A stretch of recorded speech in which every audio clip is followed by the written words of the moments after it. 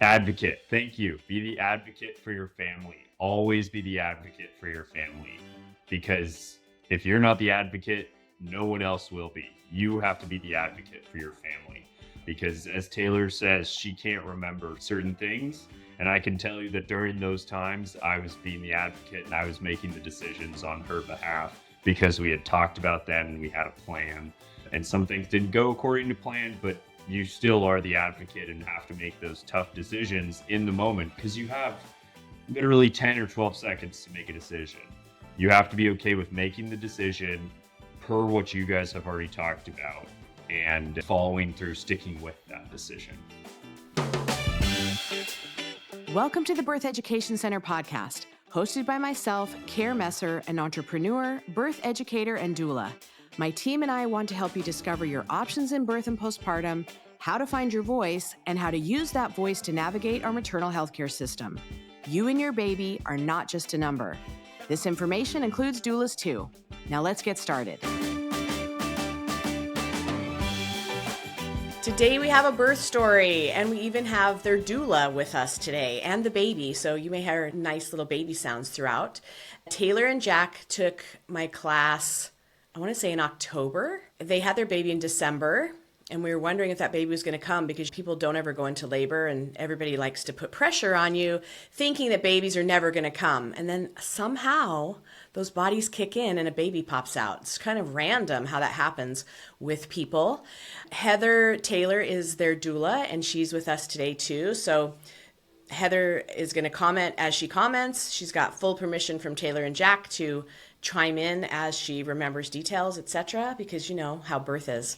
We forget stuff. So Taylor and Jack, let's start with what kind of fears or worries you guys were bringing in. I know pregnancy was a simple process for you. You got pregnant right away, and then it starts to hit. Like, what's coming up for you? For me, I was excited to get pregnant and something I've planned for a really long time, so I didn't necessarily have any initial fears or like anxiety about it. I knew that I wanted to prepare myself as much as possible by educating myself as much as possible, and I didn't really know like in what ways I wanted to do that. I definitely knew I wanted a doula after hearing my cousin Megan's experience with one, and then Heather, our doula, was the one that suggested like taking a birth class, which Jack, you can help me remember, but I don't know if we discussed doing that at all before engaging with Heather. So she's the one that probably pushed us more so into doing that. And then knowing I wanted to do an unmedicated birth, I think hypnobirthing just made the most sense for me. Yeah, and Taylor and I, we talked about it at length before getting pregnant. And it was talked about through our entire relationship, so I felt ready in that sense. But I really didn't know a lot going in. My family didn't really talk about birth or having babies growing up. Taylor was the one that really opened my eyes for that. And so I didn't really know anything when we started down this journey. And so Taylor was the one really driving it and helping me get comfortable with things. And Heather helped with that as well. And then my cousin Megan as well. And so for me, it was a learning process through it. And I was very thankful for the support that we had around us to make this successful. And we watch a lot of vagina videos. That's probably more vaginas than you'd ever seen in your life. I'm proud of that. And we will talk about this more later, I'm sure, but that was one of my recommendations to future people, future couples, was watch the videos. Don't be afraid to watch the videos. They will help. I promise you. I thought you were going to say that was one of my regrets about birth class. Oh, no. No. It does help you get prepared. One thing I forgot, not necessarily, again, like a fear, but something like I needed a tool or a resource for was pain management. So, okay, we're pregnant, we're going to have this baby, we're going to try to do it naturally. What can we do to educate ourselves best on how to manage pain? Because I knew that existed and I didn't know how I was going to bear that at all. And a doula helps with that too, Heather. Yes. And one of the reasons that I was so strongly pushing for this hypnobirthing class was because the first time I met both of you as a couple, it was obvious that connection was there. Both of you were in it, and all you needed were the tools. And I knew this class was going to foster that connection It was going to open Jack's eyes. And I think at one point you were even telling me like all the vaginas, oh my gosh. But it was so good. You were open to it. And from what I heard, engaging in the class. And I knew it in my soul it was going to be the right thing for you. Yeah, and I think that was really important for me as well, was to engage in the class and feel comfortable with asking Care the questions during class, because there was a lot that I didn't know, and Taylor was more educated on things than I was, and asking those questions to your partner may be construed as you being concerned, but being able to be in a forum like Care had, where I felt like all the guys had the same question in the forum. And it was, okay, I'm going to ask my question. And maybe that's not the one that I'm thinking about, but someone else is definitely thinking that as well. And so being able to hear what they're concerned about or how to address these specific things, XYZ, really helped me get comfortable with the whole situation. And I really appreciated that. My favorite thing about group classes, because if one partner says it, everyone goes, oh, and they're nodding, yes, or it sparks other conversations. You can't do that in a private class as much because you're hearing all these different aspects that no one's thinking about, except it's all in the back of your mind. So everyone is thinking about it. But yeah, I loved how engaged you guys were. There were lots of questions. So I welcome questions. They're my favorite. So Taylor, let's start with, what did you do to prepare besides birth class? Because this takes work and practice and planning most of the time. Yes, obviously Heather was a great resource, but we've talked about that. Met with her several times. She gave me a lot of stuff to prepare for, gave me a lot of like handouts and resources that made me think about things that I wouldn't ordinarily think about in the journey. I highly recommend reading Ina May's Guide to Childbirth.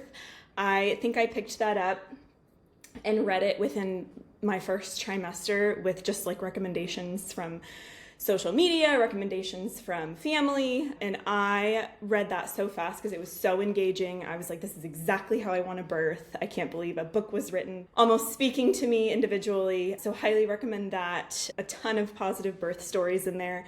Also got recommendations from a family member to read birth stories just in general and to surround yourself with positive birth stories.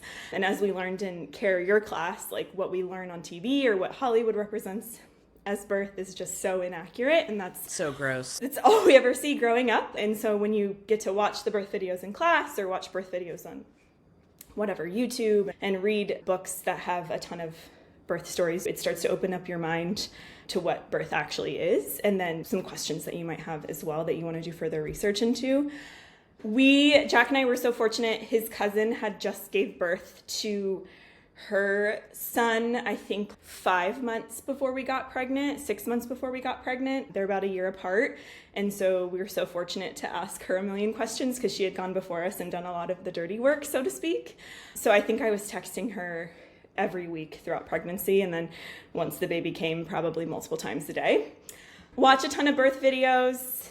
We talked about that a little bit, but just exposure to a lot of vaginas, exposure to a lot of live births. Oftentimes as the mom too, especially, we're not watching ourselves give birth or have seen someone else give birth. So being able to visualize that and make the mind-muscle connection was really important. It's kind of shocking at first. It was for me, knowing that my body was going to go through something like that. But the more and more videos I watched, the less of the shell shock happened and the more like interested I was.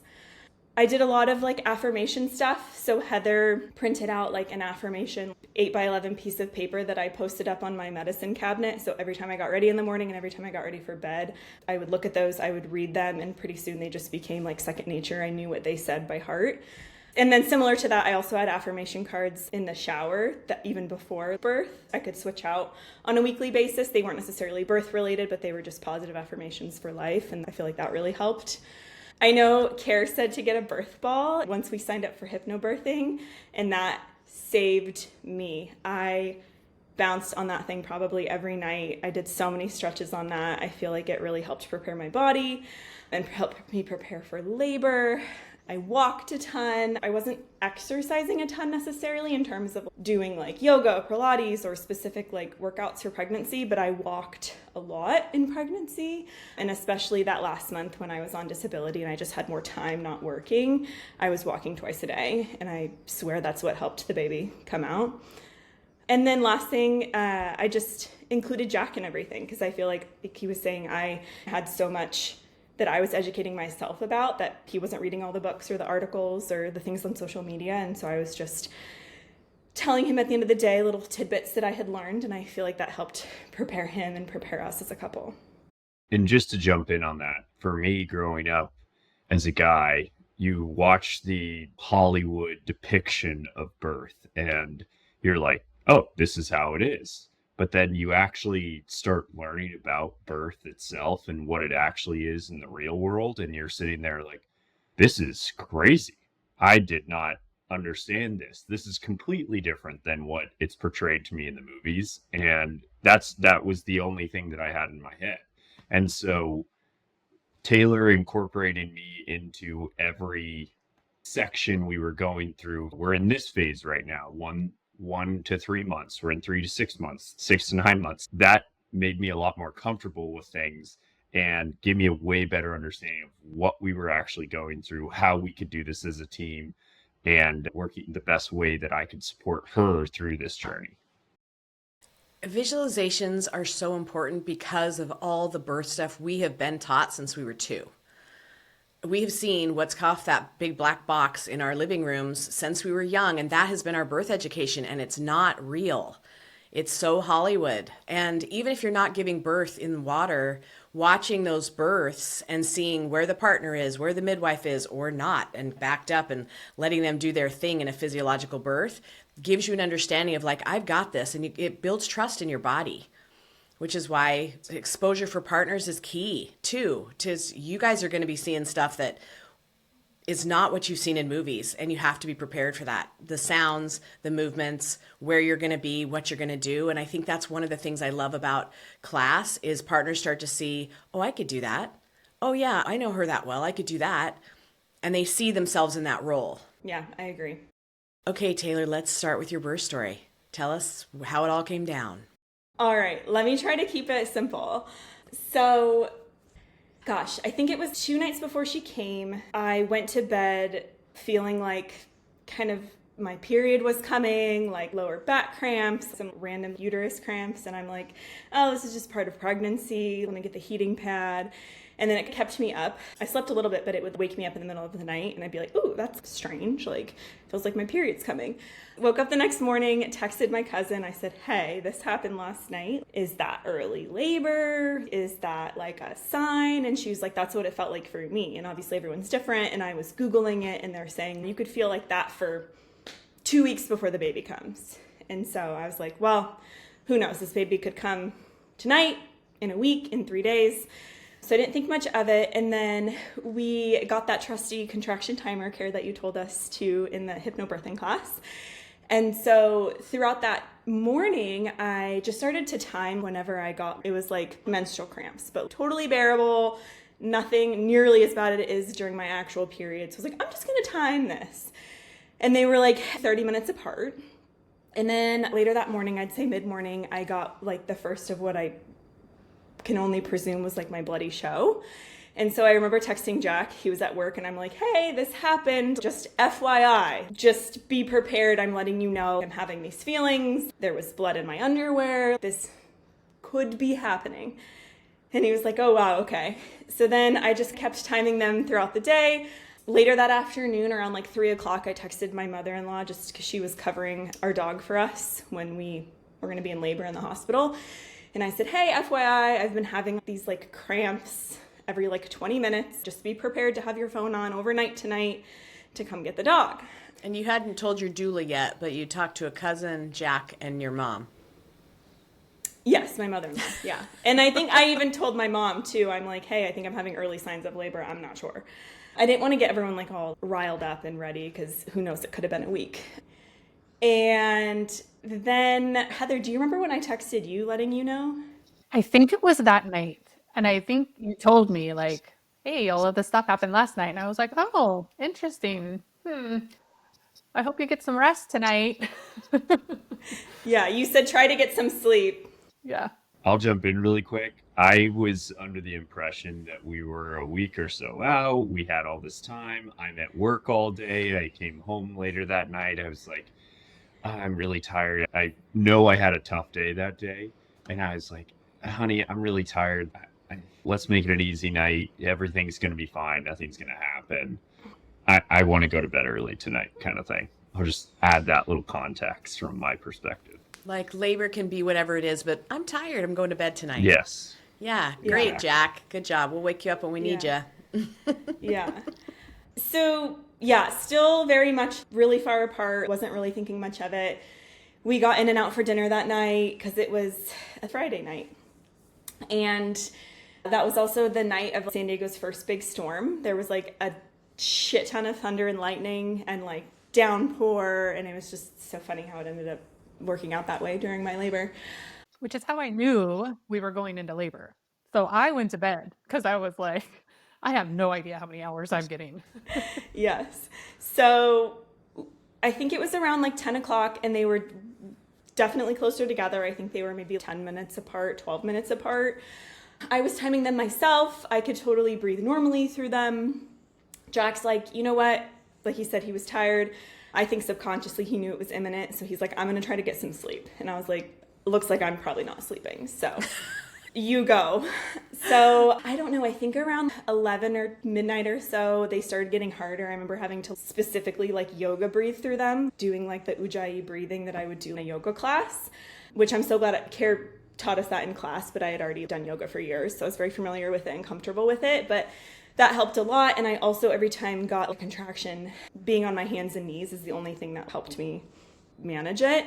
I didn't plan for that. It's just the natural position that I did. So I was in bed at this point. A couple hours after doing that on my own, I couldn't really do it myself anymore. So I woke Jack up and I was like, hey, can you update Heather? And also I need your hands to be doing something on my body because it hurts. So he started helping, and it's so funny, like jiggling the apples Care is what felt the best to me. I mean, not in hip squeezes, but Jack wasn't as good as Heather on those. So I just was like, Takes the pressure off sometimes. it's so bizarre after having now gone through this situation. I'm like, how can something like that help? As we're learning, I'm believing it, but I'm like, okay, just trust in the process. And then Jack did it, and oh my God, only thing that helped. So did that for a couple hours. Heather and Jack talked on the phone, I remember at one point, and Heather's like, I can still hear her having full like conversations and thoughts. Contact me when they're longer, stronger, closer together. And she's like, try to get some sleep. So that's what I tried to do. I think I was in and out of sleep, and eventually they got pretty strong. And so I was like, I'm going to try getting in the shower. Tried that. I thought that was my plan the whole time. I'm going to labor in the shower. I'm going to labor in the shower. I'm going to labor in the shower at the hospital. Did it for 30 minutes and was like, I still have the same amount of discomfort. I'm just wet. So I decided I'm just going to get out. This isn't helping. So at that point, I think Heather was on her way, and I just stayed in the bathroom and labored backwards on the toilet with a pillow like we practiced in birth class. That just opening of the hips and sitting on the toilet and being in that position worked for me.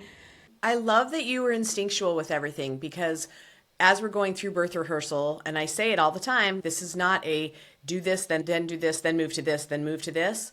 Your body's not going to like something today when we're doing it, but it might love it during labor. And you picked like hands and knees worked, shake of the apples worked, sitting on the toilet worked. Sometimes it's pacing. Sometimes it's laying still, like you never know. So I love that you went instinctual with it. It's the best way. Yeah.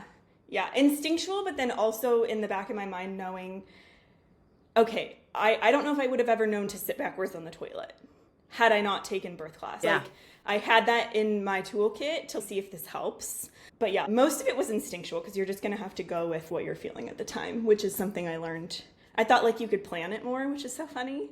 Like you have all these tools, right, in your tool belt, and you're like, okay, I'm going to pull out my affirmation cards.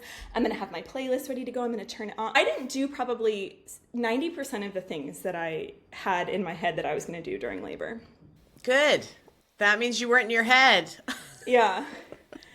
So Heather came, I think it was about 3:30 in the morning when she showed up. She just came in and was her calm self, brought that to the table, which I love. started immediately like massaging me and touching me whenever I went through a contraction. At this point, I was moaning through my contractions, which again, I didn't tell my body, moan through this contraction, Taylor. It's amazing like how the primal part takes over. That surprised me. You at one point even asked me, like, am I supposed to be moaning? And I'm like, I sure, was so confused. I'm like, let's I do sound like it. a cow. I mean, that was like how I was vocalizing it. And I know I needed to keep it low, so that's just what came out. I don't know. Just jumping in really quick for the guys out there, for the dads, the husbands, the partners. One thing when Heather showed up is you think that you're in shape and you're strong and you can help your partner get through this. After about an hour or two of doing the hip pushes and juggling the apples and all of that, you are not as in shape as you think you are. And you cannot do that as strong as you think you are. You can't do that forever. And so Heather showing up and being able to take over for me, I just remember being like, I could have so many more hours of this, and I am already sore. I am not in the greatest of shape and prepared to assist through all of this. And you can't say no to it. Exactly. You have to be able to say yes to whatever your partner needs to help them feel safe and secure. And so Heather showing up and being like, hey, Jack, why don't you take a minute and let me take over? And I was like, please, William, please. Thank It's you. the best money you've ever spent in that moment. You knew Yes. I made a good decision Yes. here. Exactly. That's, I think, Yes. when the partners really feel the doula ROI take off, I think. Mm-hmm. Yeah, can you imagine your partner being like, oh, I'm too sore, honey, sorry. So then I think Heather was like, let's try to labor in bed. Let's get some rest in between contractions, knowing that I hadn't slept all night. And so I was like, okay, so back to the bed, again, hands and knees, and then immediately felt nauseous with that transition back to the bed. And I'm like, oh my God. And Heather's like, it's fine, just go to the bathroom. So read a ton of stories about throwing up, didn't anticipate I would do it. It happened. It is what it is. So gross. Can't plan everything. No, I was telling Jack just recently, I was recounting our birth story to our friends, and I'm like, I didn't even brush my teeth after throwing. I just was like, all I did was rinse my mouth out with some water, spit it, and went right back to labor. And I'm like, that's just disgusting. It's primal. I know. And then Heather's like, try to lay down, get some rest. And the second I would lay on my back, it hurt more, or it would bring on a contraction. And I remember this is the pivotal moment where I was like, I had a few really strong surges. And I thought in my head, I didn't speak it out loud, but I said, if I have a handful more like this, I don't know if I can handle this anymore. If it's like this for hours to come, like no bueno, not gonna do it. And then sure as shit, they kept happening at that level of intensity, because we know it doesn't really go backwards much, especially if you're at home. And I remember looking at Jack and being like, I'm done. I'm tapped. Can't do it. And then I don't know what he said, but then I had some more contractions, and then I'm like, take me to the hospital. I want, excuse my language, a fucking epidural. Transition. And I remember like literally saying that verbatim. And I remember Jack and Heather, this is my favorite part. Jack and Heather just looked at each other and nobody made any moves. I was like in horrific pain, and they're just like exchanging glances across the room, and I'm like, oh my God. And if you know me and know my personality, like sense of urgency and action to bias is so important. And so I was like, oh my God, why is nobody doing anything?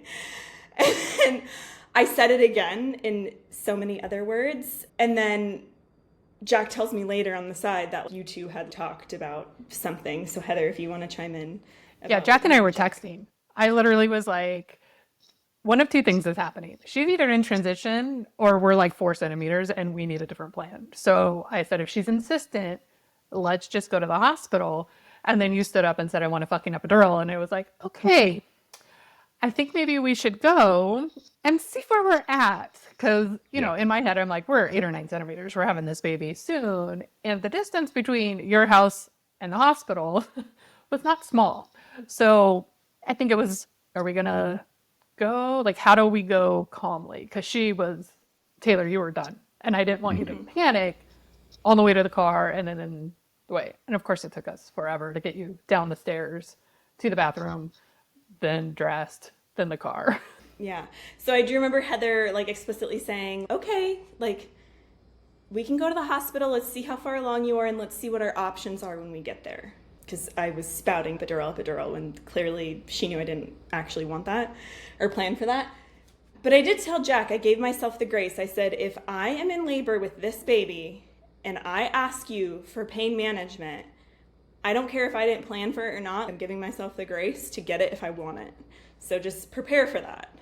So get dressed, go down the stairs, get in the car. I sat in the car in the back seat, holding on to the chair, asking Jack, I think a handful of times, are we there yet? Are we there yet?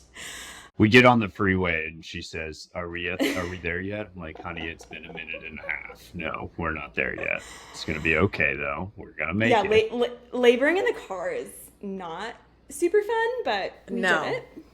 And we breathed, and you have to do it. And I would recommend your biggest car that you have to take you to the hospital, because your partner being able to be spread out in the back seat and know they're not going to wear their seatbelt most likely, but whatever is comfortable for them to be able to spread out in the back seat, have a lot of room, be able to get into the different positions that are comfortable on your drive. You're not going 80 miles an hour. You're going 60 or 70 on the freeway is what we were planning on, or at least I was planning on. You're being safe. And luckily for us at the time, one, there was a rainstorm, so there weren't a lot of people on the road. And two, we were looking at about 5:30, 5:45 in the morning. Yeah. So we showed up at the hospital. Jack got me a wheelchair, threw up some more in the bushes. When Heather showed up, I remember like after parking her car and she was just like, bushes. And I'm like, okay. If I have to throw up right here. Better than the lobby. I remember sitting down and laying down were not my friends in labor. And so Heather's like, you can just get on your knees and hold onto the wheelchair like backwards. And so we like wheel in. I remember stopping at the freaking desk and like security check in. I'm like, are you shitting me? Like, I'm having a baby. I can't believe we have to go through all these shenanigans. Go up the elevator. Again, you have to check in at labor and delivery. And I'm like, get me in the room in my head. So just those are things that I didn't prepare for, that there were going to be stops along the way to get there. And go to triage. They're prodding me and asking for all these things and taking 500 mLs of blood and asking me for a urine sample, which I thought was hilarious. Yeah, here, pee in a cup while you're contracting. And they checked me and they're like, oh, you're 8 centimeters. And I'm like, oh, okay. I'm glad this is normal, the way that I'm feeling. And then at that point, there was some talk of nitrous oxide. I don't know, Heather, maybe you can like chime in on that. I don't remember who offered it. Did I ask for it? Was it your idea? I have no idea. But they were getting that ready in my room for me. Well, we were still in triage. And so Yes. we then needed to move. And I was like, I want that room set up when we get over there. I want her stuff in there. I want nitrous set up. I want XYZ because we're 8 centimeters. Let's move. And so I don't think the nitrous was offered until we got in there, and then they forgot. So then it was like I had asked for it again, and then they fumbled the setting it up and all of that. But it got set up. Yes. Partners, the biggest thing when you arrive at the hospital, you go into triage and they start taking care of your significant other, making sure that they're comfortable, start checking things, all the blood, urine, everything that goes into that.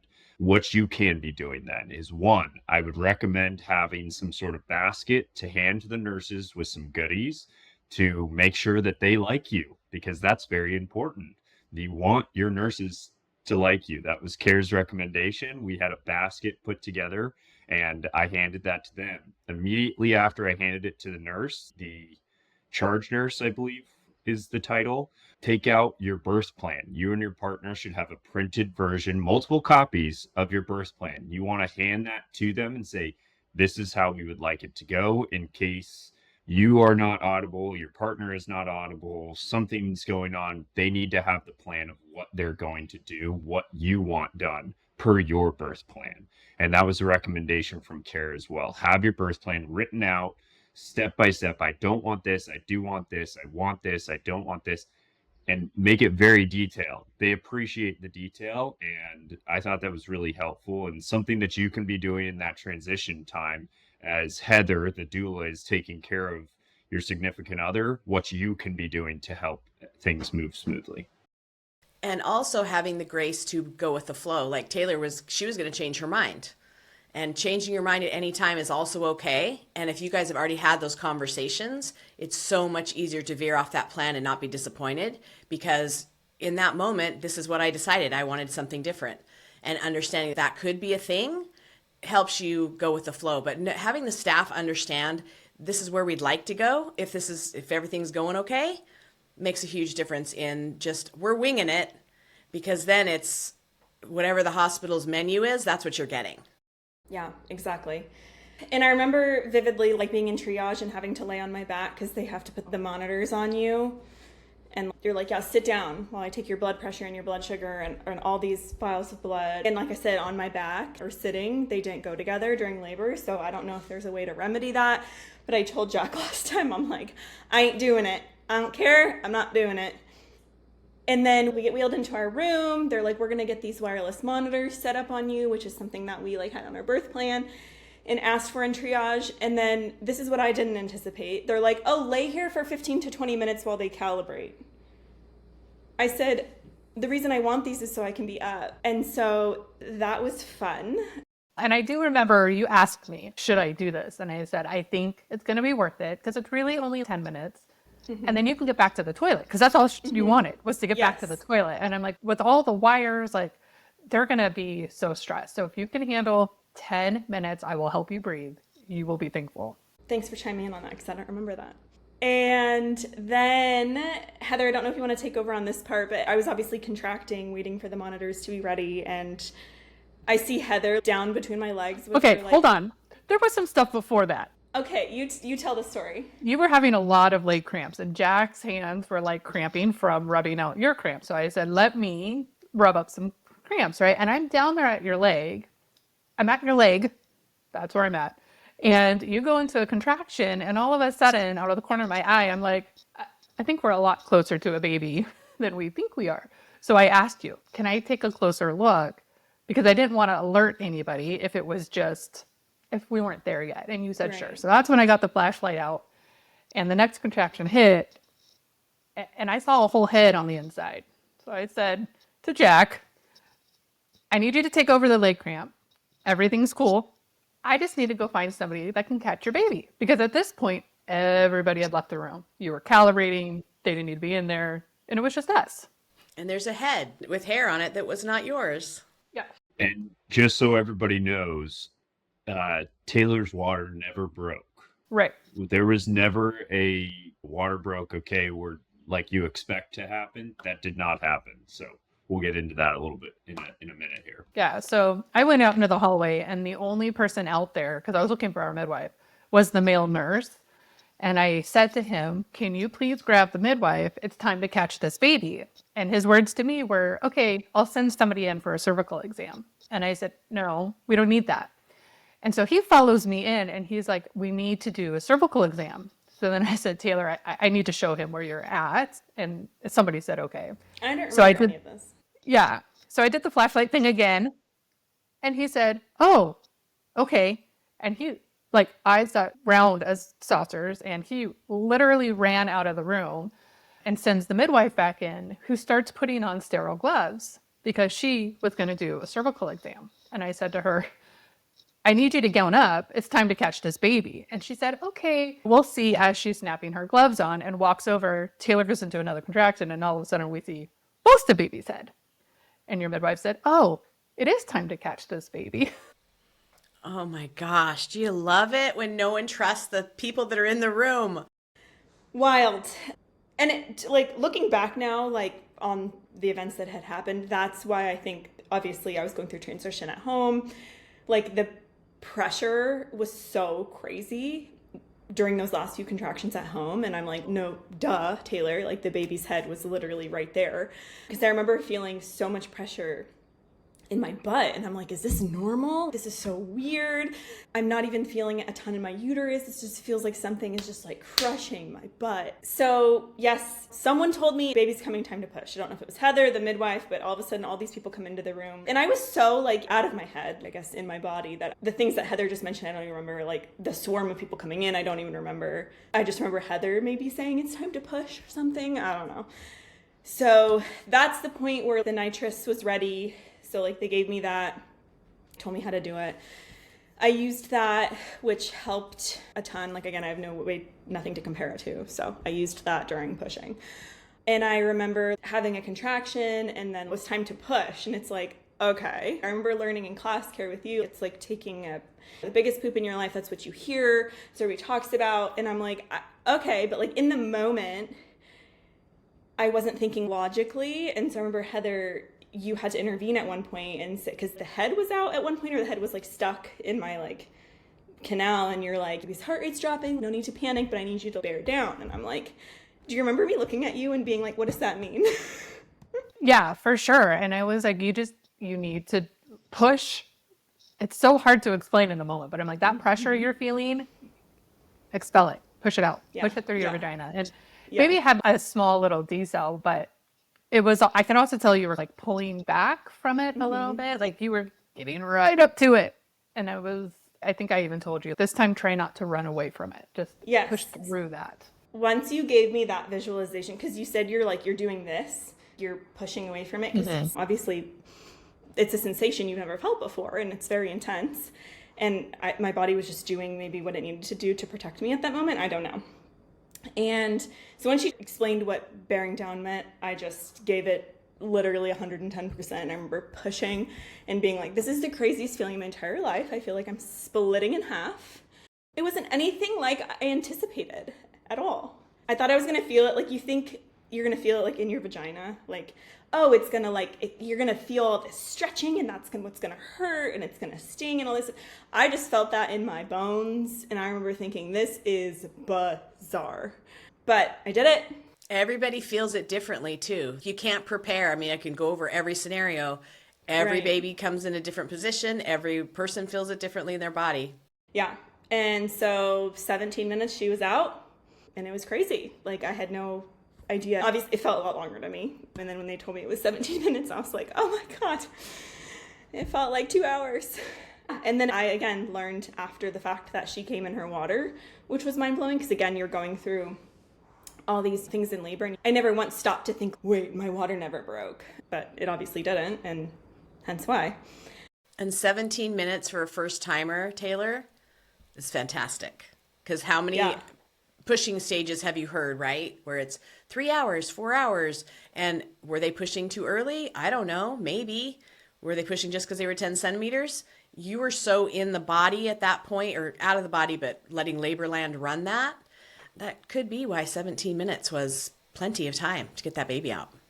Yeah, and she was vertical so much.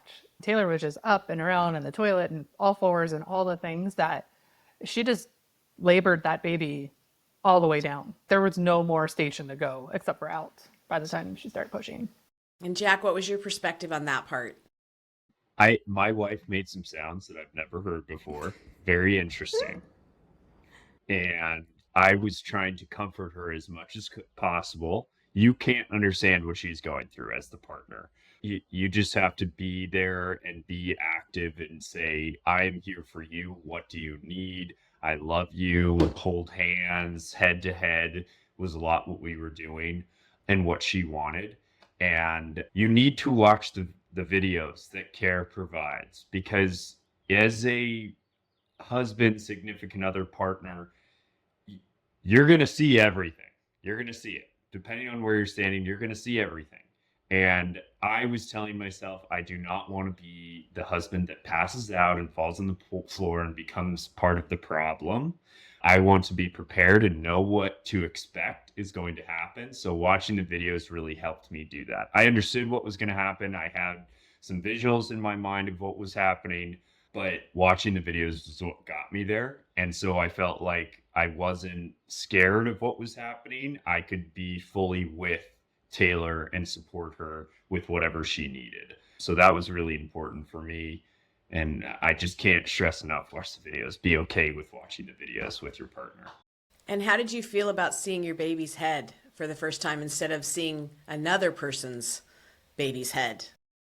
It was a crazy feeling because you've spent the last 10 months. It's 10 months. It's not 9 months, 10 months.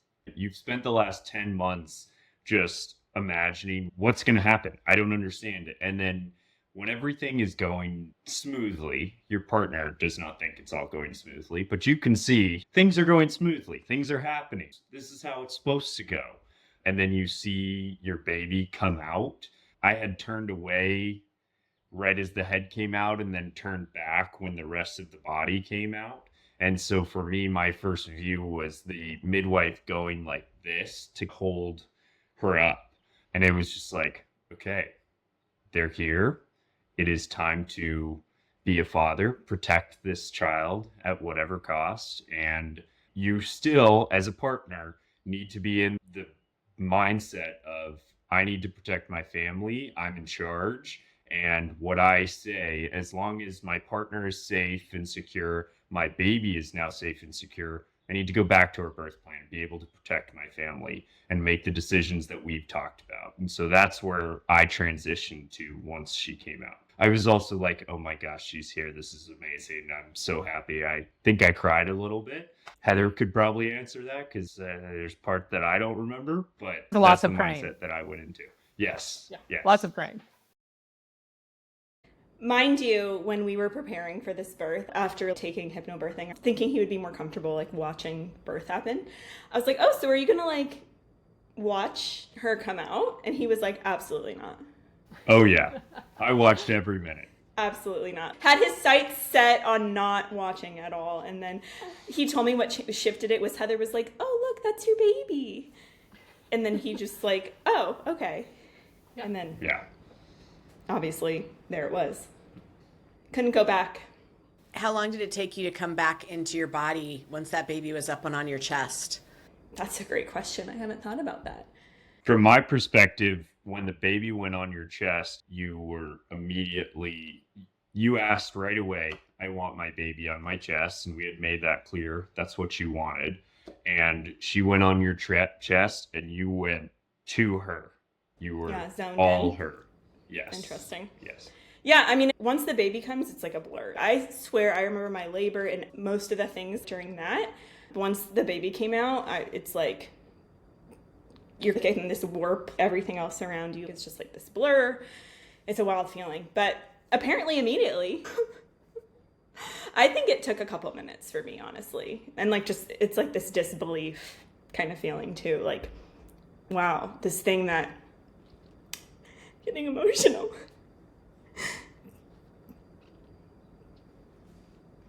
This thing that I carried for 9 months is here. You also worked really hard to be conscious throughout that pregnancy. I know you definitely were in class. I know you definitely were with your practice. And obviously we just heard how you were during your labor and birth and had a partner that was doing the same. And that makes a huge difference. Yeah, I agree. Yeah, I mean, your hormones were like in full effect, right? They were doing exactly what they needed to do for you during pregnancy, during labor, during the birth.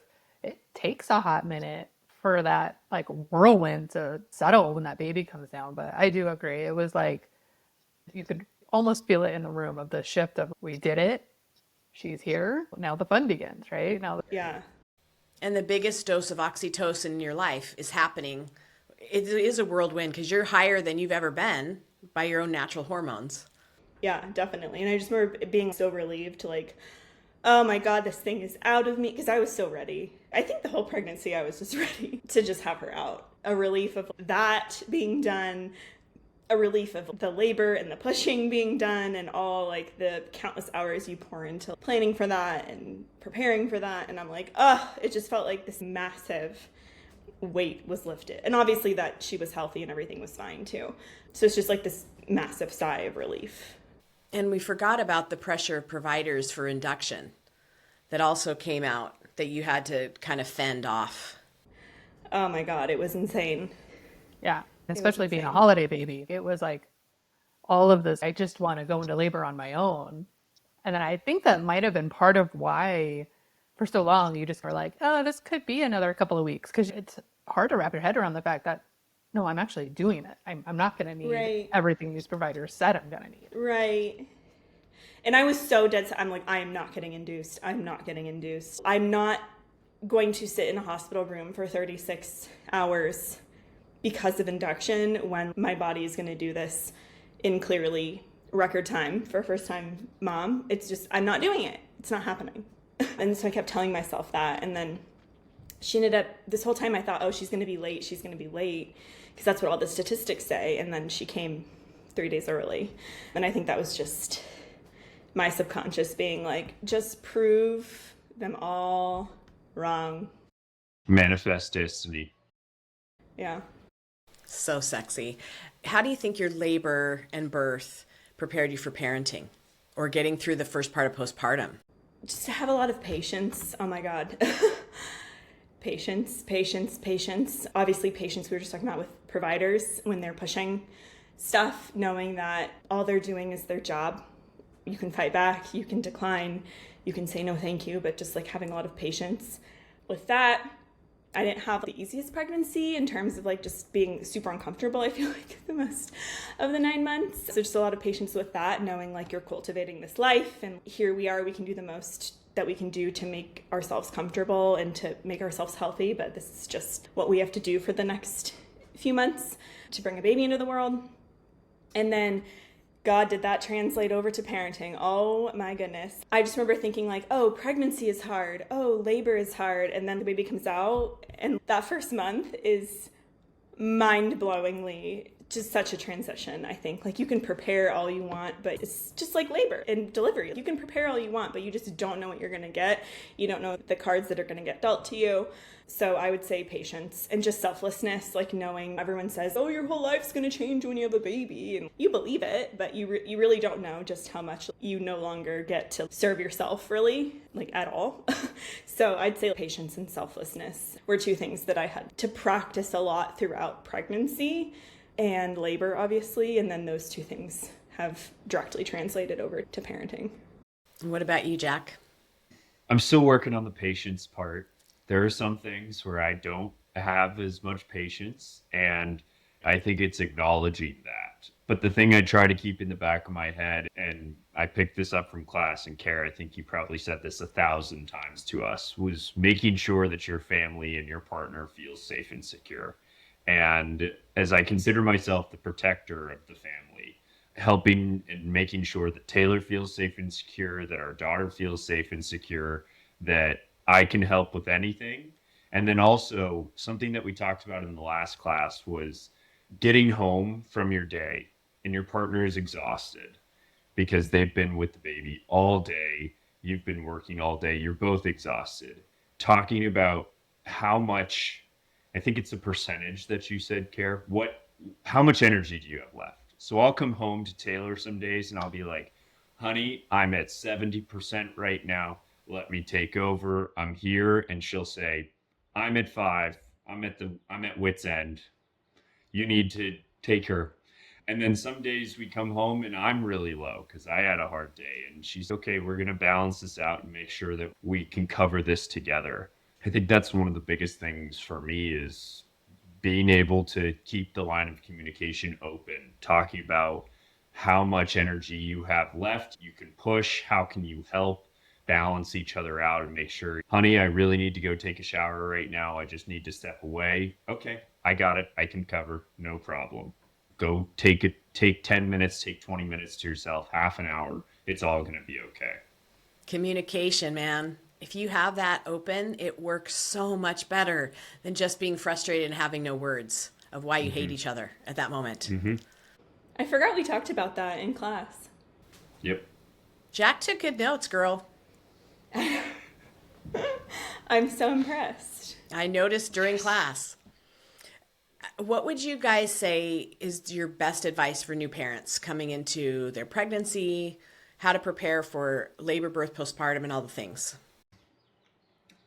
What is my best advice? 1, watch the videos. Do it. It's going to be weird the first couple times, but watch the videos.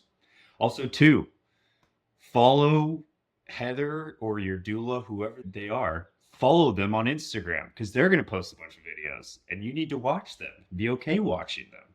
Keep the communication open always. Don't try to silo yourself off and say, oh, I'm going to do this all myself. It's not recommended. You need to talk to each other, say, I'm uncomfortable with this, you're uncomfortable with that. How are we going to make this work together? You need to be open and honest with each other always.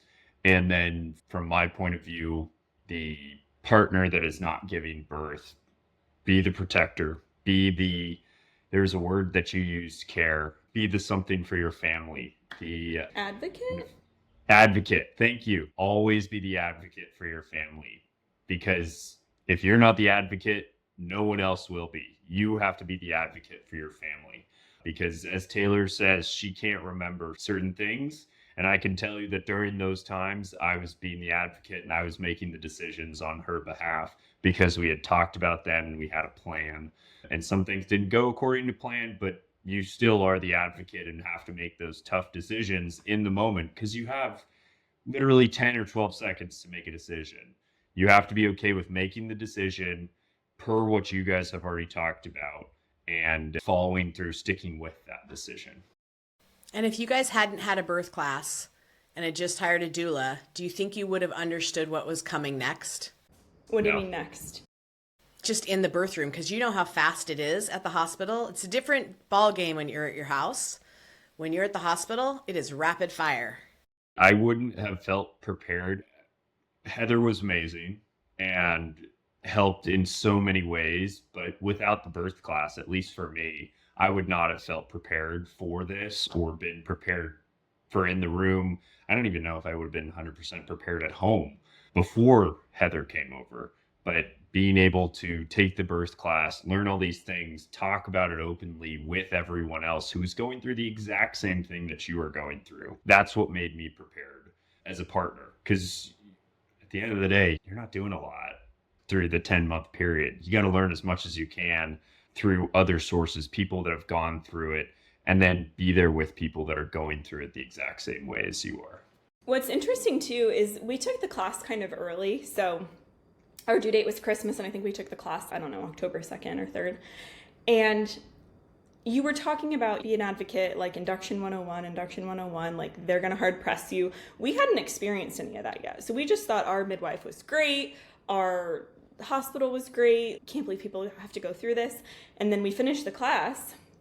And then sure enough, like once like we were a month out from delivery, they started having conversations with us about induction.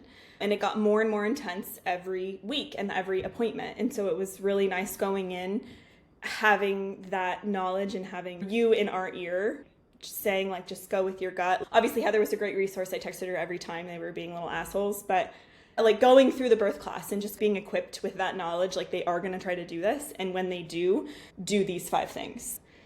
I don't know if we would have wound up where, like how we did this, like naturally, had we not had that, maybe we would have, I just don't know. And let me tell you, there are no doulas on this planet, hopefully, who would be offended by a parent saying, I needed both, right? That's why I told you in the first place, hey, what class are we taking?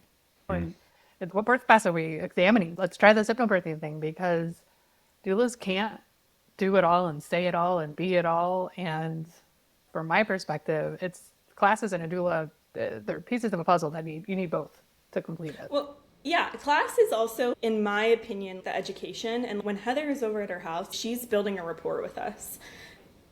As much as she can educate us as well, she can't spend the entire hour that she's at her house being like, okay, now open your books now and we're going to talk about C-sections. Like, she's in our home building a relationship with us so that we have that going into the delivery. So it's just so important, I think, to have both. I think both of them are such a great investment. Obviously, as an educator, I'm going to say that. Yes, definitely makes a difference. And I learned that just from being a doula. I couldn't educate them. I mean, you guys have a basic college course in 5 weeks with me. I can't do that in 2 prenatal visits, 3 prenatal visits, and build rapport. It's not possible. And yeah, if you take a class earlier and you think, well, that's not going to be us, right? And then all of the things do show up because you've already talked about it, go, oh, this is happening because it's not special to you because it happens to everybody. How do we work through it and how do we talk through it? Is this medically necessary? If it is, cool. Then what's our next plan? If it's not and your gut says hard no, then how do we have those conversations too? Because a lot of us hate confrontation. And I think birth class gives you a chance to figure out it's not confrontation, it's a discussion. And if it doesn't feel like a discussion, then that needs to be a discussion too. Yeah. And then back to your question, Kara, what advice would you give to new and upcoming parents? You told us this during class. Take a breastfeeding course. Just, if that's what you want to do and that's what you're planning on doing, take a breastfeeding course. I stupidly thought, my cousin's a lactation consultant, so I have her as a resource, and she sent me a bunch of videos to watch about latching. I read a book called Latch. I'm good. No. Take a breastfeeding course. We had a journey the first month, and like almost to the point where I told Jack, I now understand. I never understood before. I now understand why some people choose to give up and do formula, because of how difficult it can be for some people. You have to work hard at it. So like my supply didn't come in, we were doing triple feeding for 3 weeks. It was a whole thing that I had no idea even existed. I had no idea that some people had to go through this. Just wasn't prepared at all. So. And you are not the first person to tell me that. I should have done it and I didn't because I thought I'm covered. Like, you just don't know what you don't know. And having a little bit more information on what can be and where those tools can be found makes a huge difference in your preparation, because sometimes it is flawless, but that's more on the rare side than what actually happens, because it's a learning process. We don't see it all the time. And now we're doing it with no sleep. And we have a new baby that's pooping on us. And there's a lot that goes into it. It's not just a latch. There's so much more. So thank you for saying that, because it's so true. Take a breastfeeding class, a really good one. It's almost less talked about than birth, in my opinion. We talk about how birth is how it is in Hollywood, and birth is what's in the movies, and nobody talks about birth, and it's like this voodoo thing. No one talks about breastfeeding either. And I was just so surprised at the experience. So it's not as natural to everyone as it comes off to be. And if you could pick one thing to tell families, I'm going to give this question to both of you, to prepare for postpartum, because it's a whole other thing. It's not, you think if I just have some freezer meals, I'm good. There's specific things that maybe would have made a little bit more difference for you that you can pass on to another family. What would that one thing be? Jack, you have a smile on your face. What would it be? I'm very curious to hear what Taylor says first. Okay. It's hard to pick just one, but if I can think of like me personally, like me, Taylor, what would have saved me a lot of time, tears, etc. I didn't even know this was a thing, and my friend is currently pregnant, and she contracted a night nurse for month 1. And obviously it's a big investment. Don't even know how much it costs, but I don't care. I would have done that had I known the benefit it could bring. So apparently someone comes into your home, for example, like you can contract them for 3 nights a week, and they, during that first month, or however many months you contract them for, but the first month, in my opinion, is the hardest, with sleep deprivation, and again, with the breastfeeding journey, the latch, etc. The night nurse comes in 3 nights a week, you and your partner go to bed, you do your feeding right before bed, you hand that baby directly to the night nurse, they change them, burp them, swaddle them, get them to sleep, while you get some sleep and you can recover postpartum. You hear you're going to be tired, you're going to be tired, you're going to be tired, but you have no idea. It's the biggest change in hormones that your body will ever experience in your life. And it's just not something that you can prepare for. Until you go through it, you don't know. And so having that, just 2 more extra hours of sleep for your body to go into its parasympathetic nervous system, rest and digest, so you can wake up and be more for your baby, I think would be huge. I think that is a huge value add. And we didn't do it, but just hearing about it, and I can't wait to hear my friend's experience with it once she delivers. But the sleep deprivation was a really difficult adjustment for me, and it still is. I'm getting used to it, I'm getting better at it, but I had no idea what was on the other side. It's tricky. And depending on what state she's in, if the person's actually a nurse, she can call herself a nurse, or it's a postpartum doula, which is just the opposite of a birth doula. And I did a show recently with Darla about postpartum doulas, and she said so many families give up their breastfeeding journey. that first month. And that's the one thing that she gets complimented on and thanked for the most, because she is there to support that through that first month, which is the hardest. And if that's one of your goals, and yes, it is expensive, but a lot of corporations now are including that in their birth packages. So definitely ask about it, because it's part of your benefit program. Jack? I would say be okay with setting boundaries and asking for help, because you need to ask for help. You're not going to be able to do this alone. You always hear the saying, it takes a village to raise a child. It actually does. But at the same time, be okay with setting boundaries with family members and saying, we can't do anything. We can't this weekend. We can't today. We can't see you right now. We need to focus on ourselves. And just an example of that is this weekend, Taylor and I decided we're not seeing anyone. We're staying at home all weekend. We're just resting and taking care of ourselves. Yes, I know you want to see us, but we need a weekend for ourselves. Be okay doing that. Be okay setting those boundaries with your family. As much as they want to see the baby and they want to hang out, be okay with saying, nope, sorry, we need to focus on us. But also ask for help. Ask for them to come over. If they want to come over, they want to help you take the baby off your hands for an hour. That's amazing. You should do that. I would recommend it. Or take your dog on a walk, because your dog hasn't gone on a walk. We've done that. Exactly. And because our classes were online, we get to see everybody's dogs. So that's part of what I love about having online classes, because everyone brings their fur babies to class. And that's one of the questions we cover. Who's taking care of the dog, the cats? Because you don't realize how spent you are, because this is your first baby or babies. And a human baby, see, there's a puppy. There's a puppy. Human babies are a whole other ball game. Even though we still love our fur babies probably more. No, just kidding. But maybe. Especially Mr. Finn there. Oh, yes. Mr. Finn's so beautiful. Well, thank you guys for sharing your birth story. Heather, is there anything you wanted to add? Just that this was an honor. So I want to thank both Taylor and Jack for allowing me to be part of this journey. This was a fun birth, and I know it was a lot of work for you, but as a birth doula, getting to go to a birth and coming out of it being like, damn, that was fun. I want to do that again. That says something. You guys were rock stars. The connection and communication and intention was just beautiful to watch. So thank you. And you guys are doing a really amazing job at this whole parenting thing. Thank you, Heather. We could not have done it without you. And care. Yes. Couldn't have done it without either of you. It's like, just so you know, be prepared. And just so you know, second time babies fly out of your body quick, so it won't be as intense. Well, it might be intense, but there's a trap door waiting for you for that next baby. Yeah. Mm-hmm. Can't wait. Mm-hmm. Awesome. Thank you for being here, you guys, and we will see everybody next week.